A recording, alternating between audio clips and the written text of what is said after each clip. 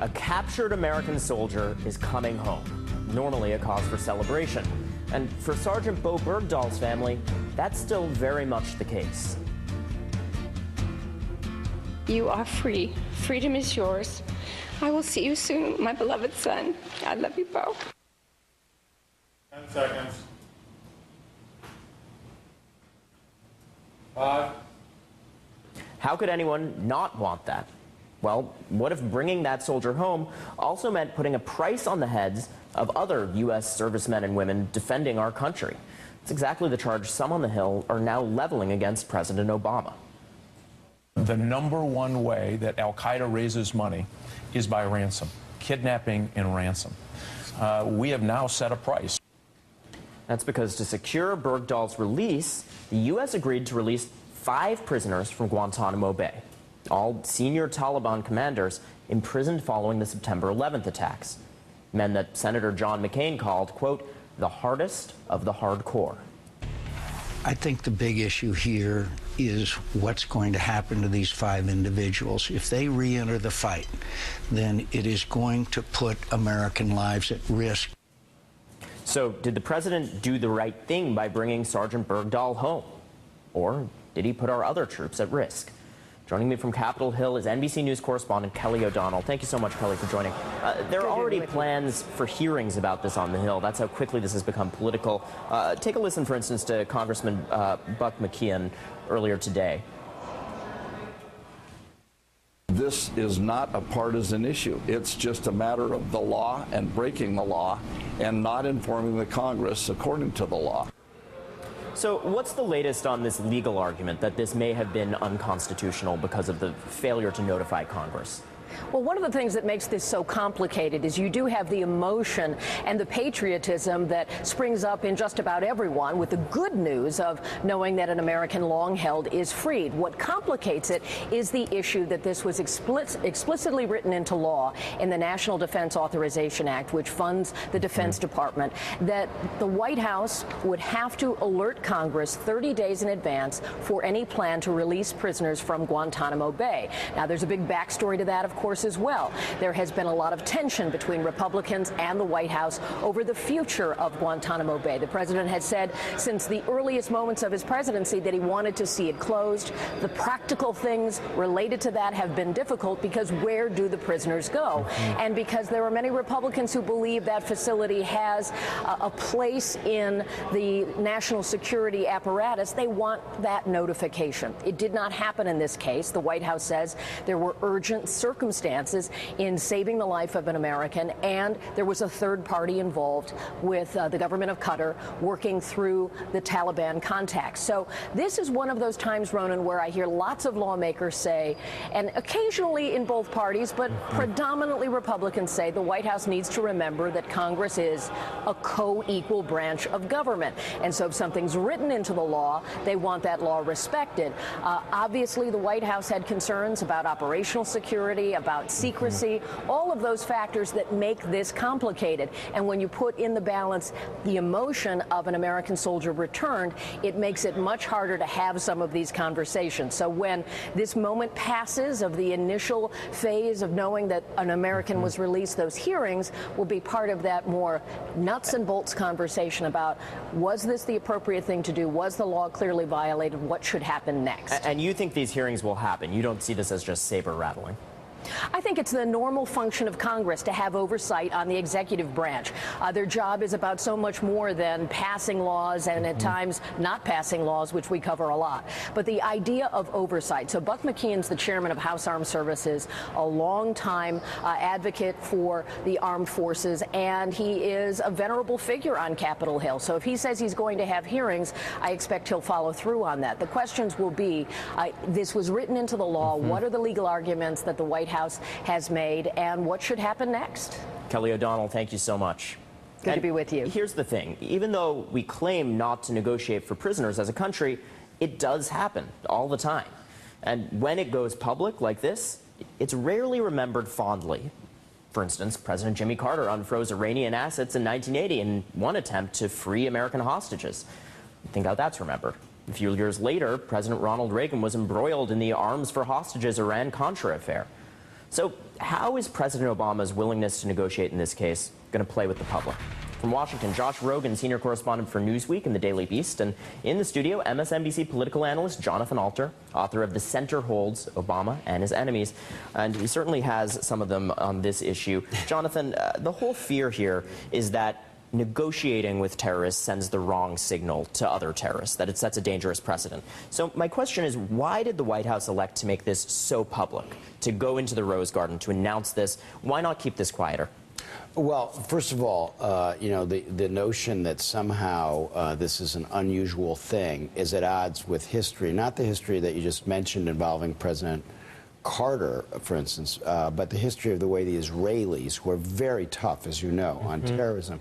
On more than 25 occasions, they have had prisoner exchanges over the last few decades, often where only a couple of Israeli prisoners are exchanged for dozens or even hundreds of Palestinian terrorists. And the French have also been known to negotiate for the release of hostages. This idea that this is somehow an unusual thing or that you don't do this is wrong.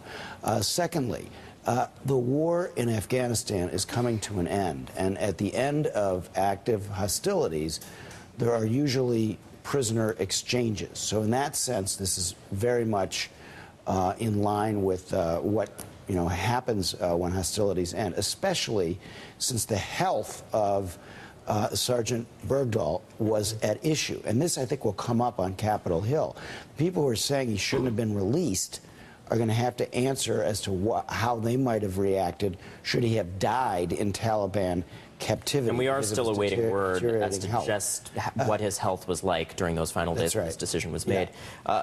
Josh, you argued in one piece that you wrote that this could be a test case for freeing other prisoners from Guantanamo Bay. Why do you think that? Why do you think this is the start of a bigger play, not just a one-off? Right. Well, first of all, I would agree with Jonathan in that this is a special case, right? It doesn't necessarily incentivize the Taliban or terrorists to capture more Americans because they're already incentivized to do that, right? That doesn't make sense. And although we have already heard from Taliban leadership that this is something they consider a victory, that this is something they want to see more of. I mean, it's not untypical for the Taliban to claim victories every time something happens. This is true. So we shouldn't take them at face value. The point is that other Americans in captivity in North Korea, Iran, Cuba are not being made deals for. President Obama is not going out of their way for them. We make a special deal with our soldiers who risk their lives for us, and so that's why this case was so important to the administration. On your broader point, this does come in the context of a greater fight between the administration and Congress over what are the rules for releasing prisoners from Guantanamo Bay. And last year, Congress gave up its oversight authority in a large part because they knew these negotiations were going on, and now they're having buyer's remorse, and they're trying to put those restrictions back on the administration to make it harder for them to release even more prisoners from Guantanamo Bay. Unfortunately for Congress, they won't be able to do that over the next few months because everything in Congress is stymied until after the election. So President Obama has a window to fulfill his promise made in his State of the Union address to close the prison by the end of the year or get as close as he can. He's now proven he can release as many prisoners as he wants without even congressional notification. There's not much Congress can do about it. It remains to be seen whether he will actually do that. But this is where the fight is going in the coming weeks and months. And we're going to see exactly how much, if anything, Congress can do, because clearly they're going to try to fight this tooth and nail, or at least make the White House's life difficult in the course of their review of this. Jonathan, how much does the reaction to this publicly depend on who Sergeant Berdahl is? Obviously, all this new information coming out that he was disillusioned, that he may have deserted voluntarily. Does that change the calculus at all? It will, because it will change, what they call the optics of this thing. Although sometimes the optics can be misleading. Like, the sergeant's father has this long beard. He grew the beard out of solidarity with his son and didn't want to shave until there was progress in this. So often the backstory can be a little bit complicated, and some of it will depend on when and if the sergeant himself is ready to come before the cameras. There's some indications that he lost some language skills. 5 years is a long time to not have anybody to speak English to be held essentially in solitary confinement. Our POWs in Vietnam, at least for part of the time, they had other POWs to talk to. He's been by himself for 5 years. That's a long time, Look, and he's going to have a real adjustment period. It's going to make this a complicated situation for the public to react to, because he is both an extremely sympathetic figure for all the reasons that you talked about, and also there are these complications in his background. I want to have both of you listen for a moment. Jay Carney is addressing this right now in the White House briefing room, so let's listen. We in the United States do not leave our men and women in uniform behind during an armed conflict. And 5 years is a very long time to be a prisoner.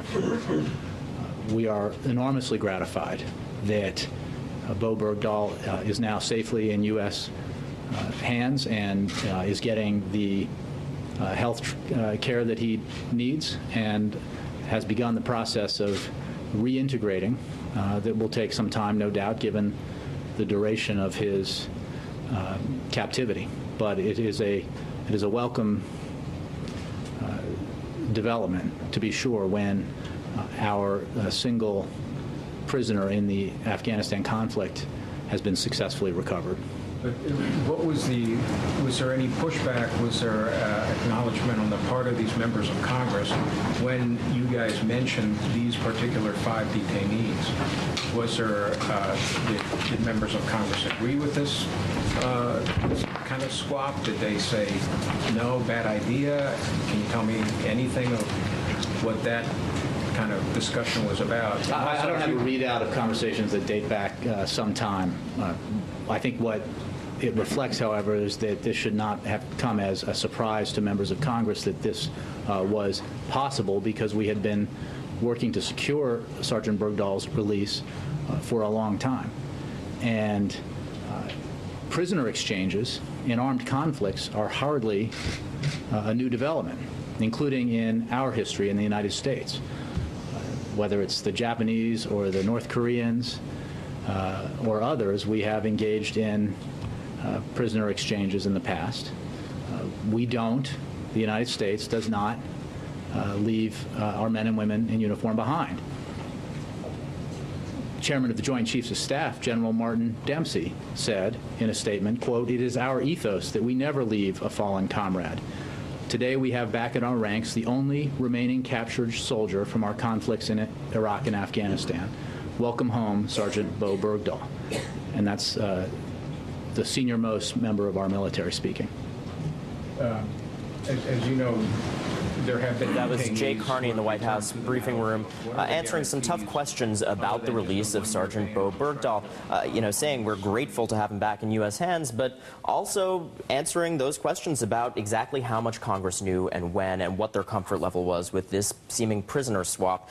Josh, this question of the legality of this prisoner swap, what kind of notice did Congress, in fact, require? You saw him prevaricating a little bit there, saying this shouldn't have come as a surprise to Congress, but not that they technically notified Congress. Right. Key leaders of the Senate Intelligence and Senate Armed Services Committees were consulted in depth in 2011 and 2012, when the last time they made an effort, when they did actually negotiate directly with the Taliban, both in Munich and in Doha. This time around, it came as a complete surprise. People knew that they were working on it, but the anger wasn't that they just didn't make the 30-day notification, is that they didn't tell them until after it broke in the news. So the congressmen feel insulted and offended that they had to learn about it through the media. As for the legality of it, yes, they technically broke the law, but there are no consequences. That's why the administration ignores reporting requirements on a regular basis, because they know they can get away with it. So there's nothing that's really going to happen there except outrage. In the end, there's nothing Congress can do about reversing this deal. These guys are gone. All they can do is try to increase restrictions so it doesn't happen again. And on the point of Bo Berdahl being a deserter, these are accusations right now. They haven't been proven. The precedent here is Charles Robert Jenkins, a man who was imprisoned in North Korea for 40 years, tortured horrendously. And when he was released, he was court-martialed, given a suspended sentence, and then allowed to live his life in freedom.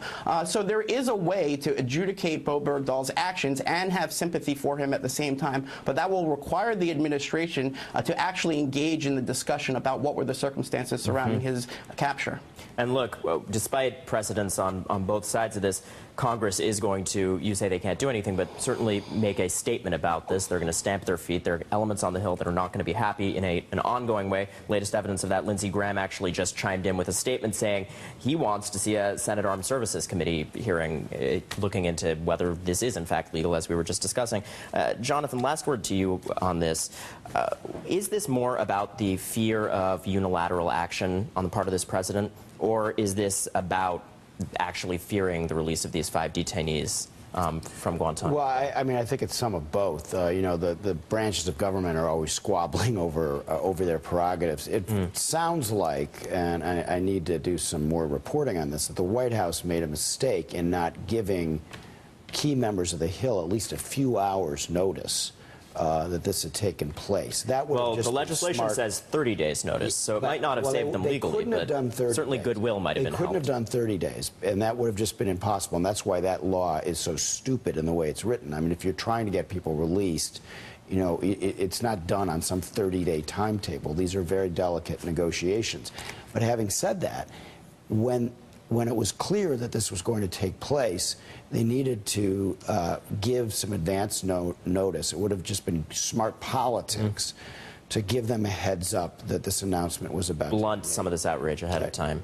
All right, well, we'll be watching this closely as it plays out. Thank you, both of you, for keeping an eye on this for us. Thanks, Ronan. Just ahead, I think the conversation about UC Santa Barbara and the horrific shootings there are over. Well, the father of one victim in that attack thinks otherwise and has a lot to say that you need to hear on the subject.